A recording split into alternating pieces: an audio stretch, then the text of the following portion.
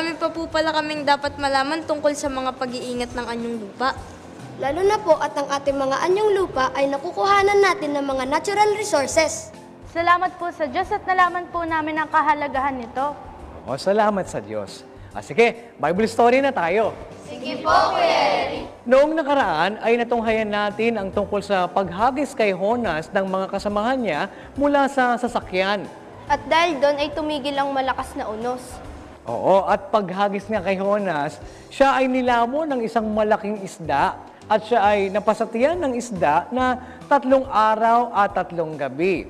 At ganito naman ang kanyang ginawa habang siya ay nasa tiyan ng isda. Basahin natin ang kasunod sa aklat ng Honas sa 2:1 hanggang 10.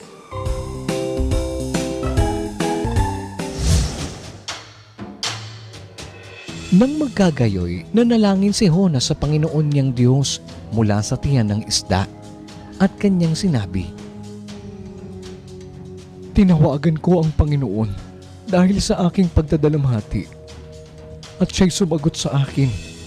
Mula sa tiyan ng Sheol, ako'y sumigaw at iyong dininig ang aking tinig sapagkat inihagis mo ako sa kalaliman, sa gitna ng dagat. At ang tubig ay nasa palibot ko. Ang lahat ng iyong alon at lahat ng iyong malaking alon ay umaapaw sa akin. At aking sinabi, ako'y nahagis mula sa harap ng iyong mga mata. Gayon may, titingin uli ako sa iyong banal na templo. Kinukulong ako ng tubig sa palibot hanggang sa kaluluwa. Ang kalaliman ay nasa palibot ko. Ang mga damong dagat ay pumilipit sa aking ulo. Ako'y bumaba sa mga kaiba-ibabaan ng mga bundok. Ang lupa, sangpu ng kanyang halang, ay tumakip sa akin magpakailanman. Gayon may, isinampa mo ang aking buhay mula sa hukay, O Panginoon kong Diyos. Nang ang aking kaluluwa ay nanglupaypay sa loob ko, naaalaala ko ang Panginoon, at ang aking dalangin ay umabot sa loob ng iyong banal na templo, ang nagsisilingap ng mga walang kabuluhang magdaraya, binabayaan ang kanilang sariling kaawaan. Ngunit ako'y maghahain sa iyo ng tinig ng pagpapasalamat. Aking tutuparin yaong aking ipinanata. Kaligtasay sa Panginoon. At ang Panginoon ay nagsalita sa isda at iniluwa si Honas sa tuyong lupa. Ano po kaya ang pakiramdam ng malaman ng malaking isda? Aba, syempre, nakakatakot yun. Kaya siguro dumaing si Honas sa Diyos. Kaya ayon, iniluwa siya ng malaking isda. Oo, tama kayo. Hindi nga siya mapakali dahil na rin sa damong dagat na pumipilipit sa kanyang ulo. At alam nyo, mahirap doon dahil masyadong malakas ang pressure sa ilalim ng dagat. Kaya hindi siya makaka-relax doon. Pero teka, ano po ba ang ginawa ni Propeta Honas pagkatapos po siyang inuluwan ng malaking isda sa tuyong lupa? Tumakas po ba siya uli? Talagang interesado ka sa kwento ni Honas, ha? O sige, yan naman ang ipagpapatuloy natin bukas kung loloobin ng Panginoon. Kaya huwag kayong liliban sa panonood ng Bible story, ha? O kids, ang mga anyong lupa ay mahalaga, kaya dapat ingatan natin ito. Aalamin natin kung paano natin ito magagawa sa awa tulong ng Diyos. Gawin natin ang lahat para hindi lubusang masira ang lupain na ating tinatahanan. Ibinigay ito sa atin ng Diyos, kaya dapat nating pahalagahan. Basahin nga natin ang nakasulat sa Aklat ng Awit sa 24:1. Ang lupa ay sa Panginoon at ang buong narito, ang sanglibutan at silang nagsisitahan dito. Ang mundo ay napapalibutan ng maraming anyong tubig. Bukas, kung lolobin ng Diyos, alamin naman natin ang kahalagahan ng mga anyong tubig at kung paano natin ito iingatan. Abangan niyo yan, ha?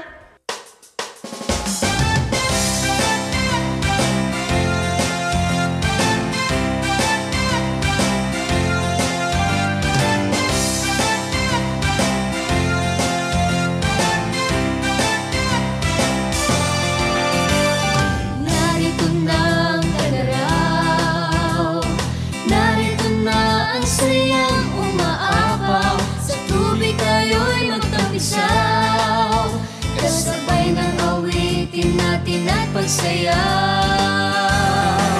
Masaya't masigla pag tayo sama-sama, langit ay may ngiti. Halina't yakapin ang simoy ng hangin, ng nagaraw, ng nagaraw. Iwanan mo na ang tambay, ipagpasalamat ang buhay. Sa amin ika'y sumabay, na ito na ang ating hinihintay. Masaya't masigla pa tayo sama-sama, langit ay may ngiti. Halina't yakapin ang simoy ng hangin, ng tagaraw, ng tagaraw. Bawat pagkakataon, bigay ng Panginoon. Gawin ang mabuti ngayon, tagaraw, tagaraw. Masaya't masigla pa tayo sama-sama, langit ay may ngiti. Halina't yakapin ang simoy ng hangin, ng tagaraw, ng tagaraw. Masaya't masigla pa tayo sama-sama, langit ay may ngiti.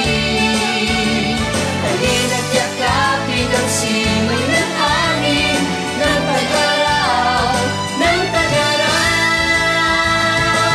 Masaya't masigla pa tayo sama-sama, langit ay may ngiti. Halina't yakapin ang simoy ng hangin, ng tagaraw, ng tagaraw.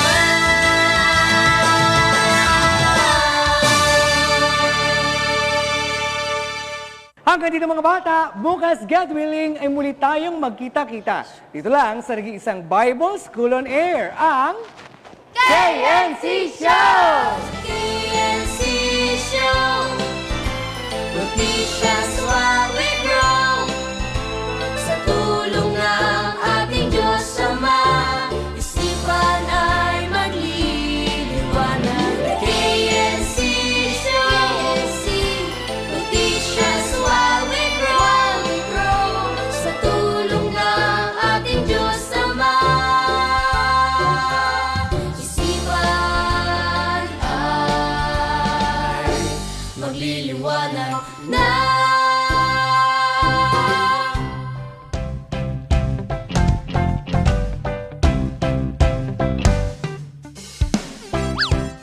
Ano po kaya ang pakiramdam ng malaking isda? O kids, ang ating... O kids, ang ating anyong lupa ay mahalaga, kaya dapat ingatan natin ito. Ang ating mga anyong lupa. Ayun, mga.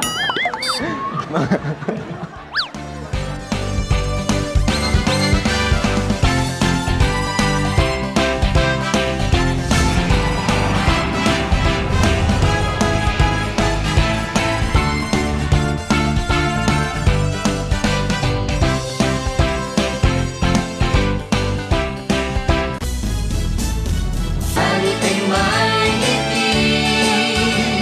Halina't yakapin ang simoy ng hangin, ng tagaraw, ng tagaraw.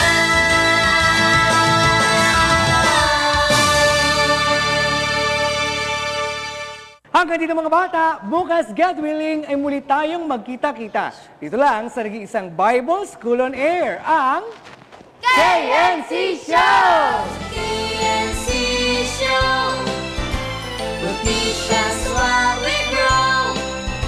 Sa tulong ng ating Diyos Ama, isipan ay magliliwanag. KNC Show, noticias while we grow. Sa tulong ng ating Diyos Ama, isipan ay magliliwanag na.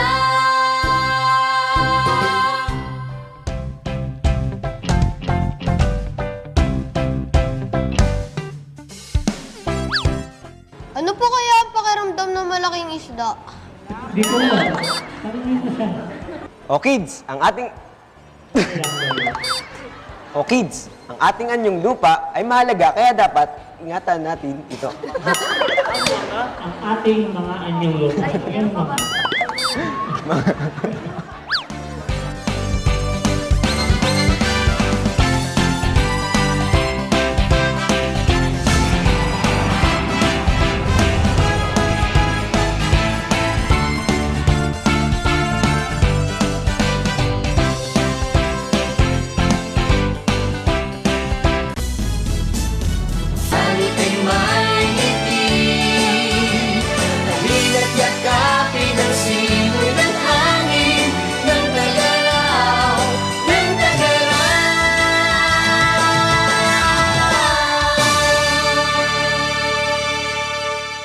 Hanggang dito mga bata, bukas God willing ay muli tayong magkita-kita. Dito lang sa nag-iisang Bible School on Air, ang KNC Show! KNC Show.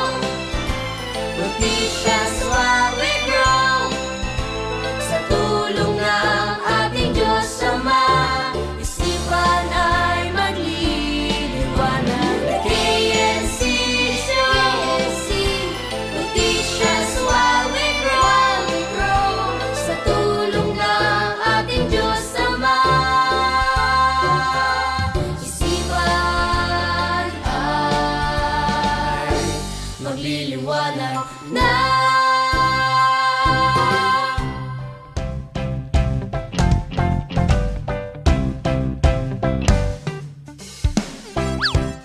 Ano po kaya ang pakiramdam ng malaking isda? Di ko alam. Tanungin mo siya. O kids, ang ating... O kids, ang ating anyong lupa ay mahalaga kaya dapat ingatan natin ito. Ang ating mga anyong lupa. Yung mga...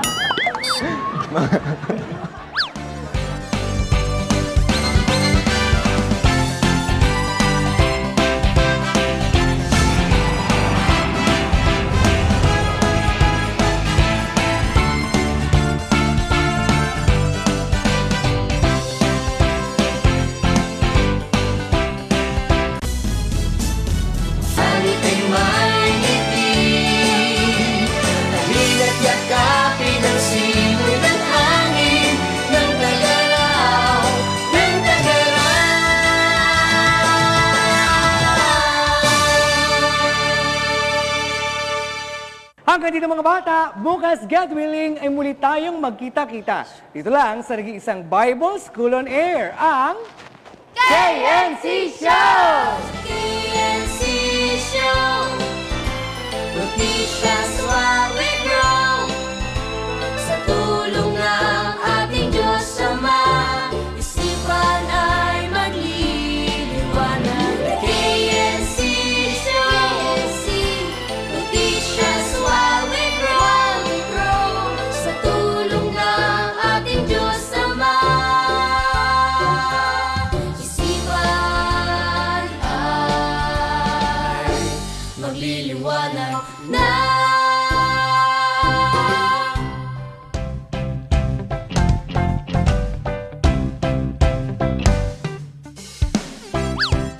Ano po kaya ang pakiramdam ng malaking isda? Di ko alam. Tanungin mo siya. O kids, ang ating... O kids, ang ating anyong lupa ay mahalaga kaya dapat ingatan natin ito. Ang ating mga anyong lupa. Yung mga...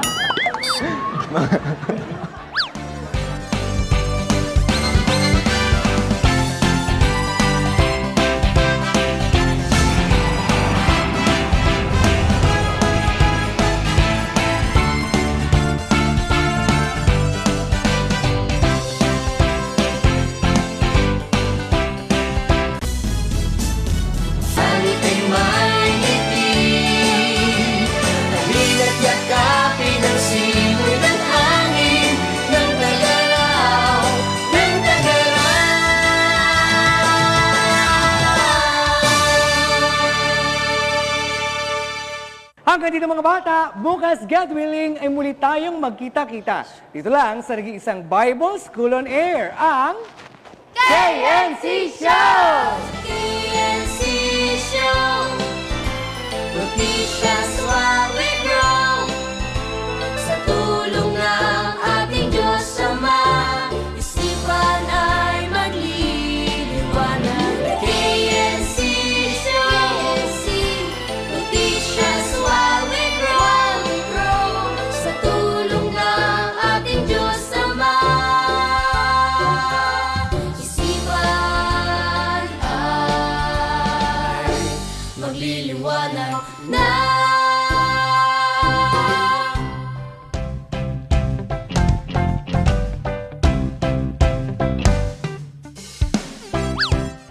Ano po kaya ang pakiramdam ng malaking isda?